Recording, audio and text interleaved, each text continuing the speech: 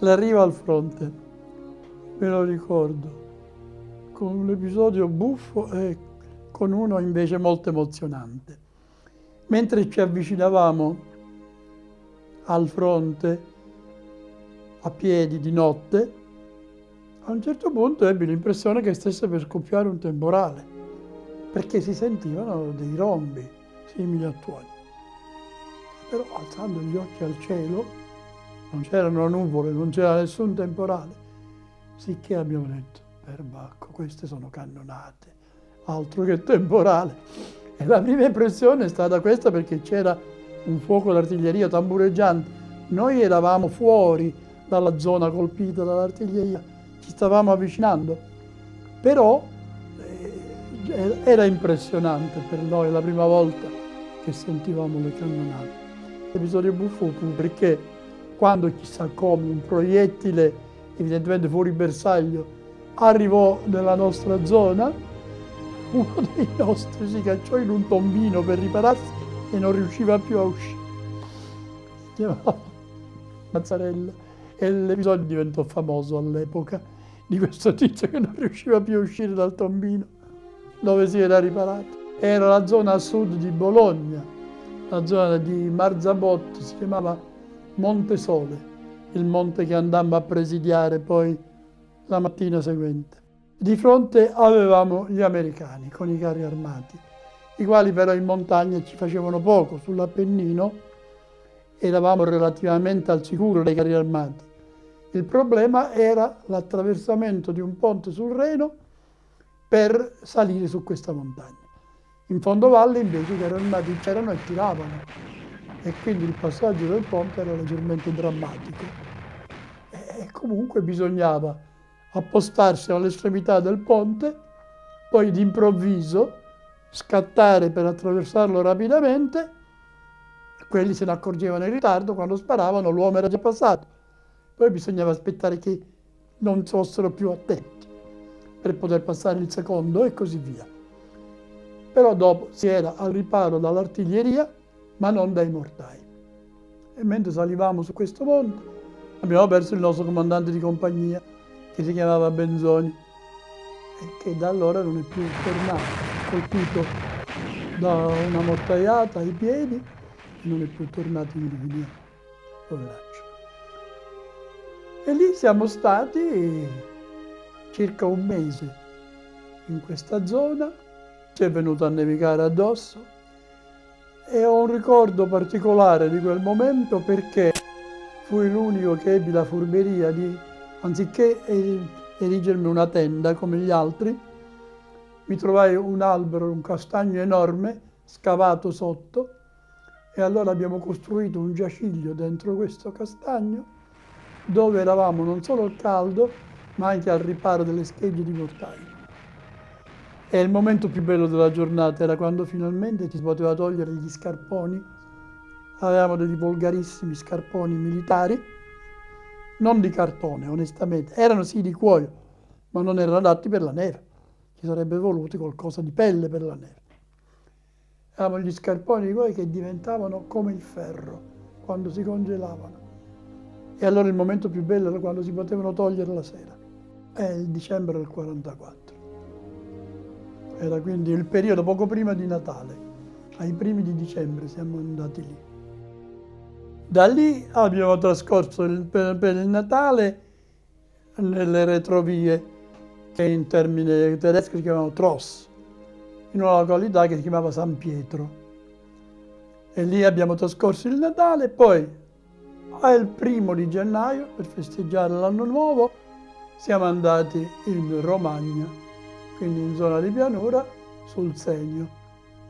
Prima nei pressi di Alfonsine e poi nei pressi di Fusignano, dove siamo rimasti definitivamente per 3 mesi, tutto il tempo. E a Fusignano, dove c'era questa stranissima situazione che lo stesso argine era posseduto dai 2 avversari, cioè sul costone, sulla scarpata, anzi, sud c'erano i canadesi e sulla scarpata nord c'eravamo noi.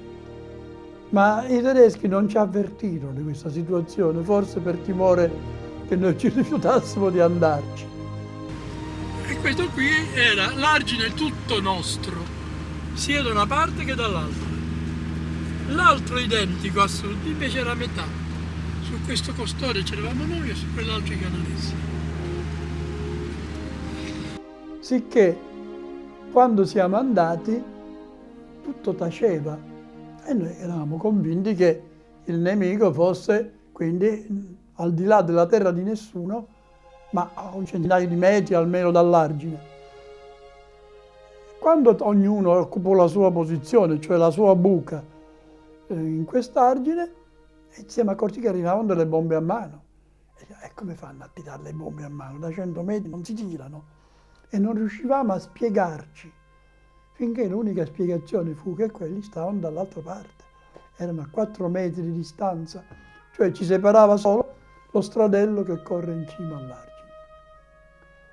E quindi non si sparava lì, si lottava con le bombe a mano, con la piccola differenza che i canadesi ne avevano a bizzeffe, ne lanciavano tutti i giorni, tutta la notte. Noi ne avevamo 3 a testa, non c'era speranza di poterne avere altre, per cui le conservavamo per respingere un eventuale attacco. E quindi non le potevamo usare perché ne avevamo solo 3. Si tiravano senza uscire dai bunker. Avevano i bunker scavati sull'altro versante. Mettevano fuori solo la mano e tiravano così.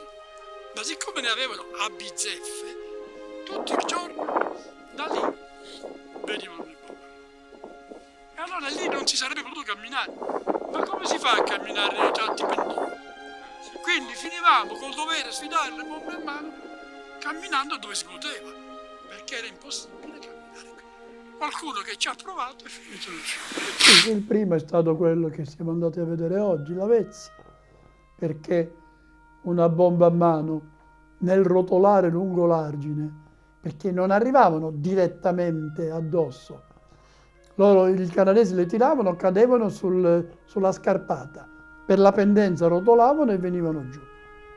E una di queste bombe ha indovinato proprio la buca d'ingresso, sicché è caduta dentro la sua buca ed è scoppiata sul fondo, ha fatto crollare le pareti che l'hanno sepolto.